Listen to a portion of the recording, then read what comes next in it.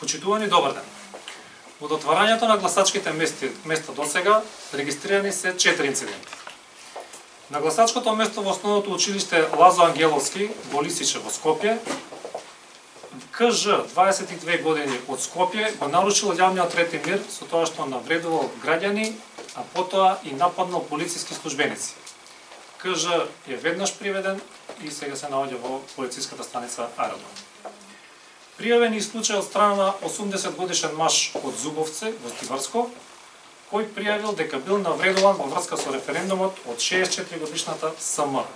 СМ е повикана во полициска станица и се работи на расчистување на случајот.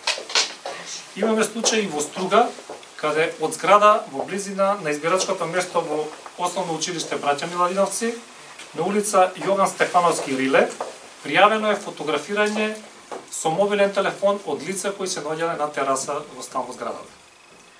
Веднаш се превземени соодветни мерки и активности и лицата се однесени во полициската станица во Струга и во координација со Основното јавно обвинителство се работи на расчистување на случајот. Имаме пријавено и случај во Основното училиште Ванчо Прке во Штип, односно на тоа гласачко место, каде што БО од Штип пријавил дека кога носел храна за избирачкиот одбор, бил фотографиран и навредуван од лицето ЕС. ЕС е однесена во полициската станица Штип и се работи на расчистување на случај.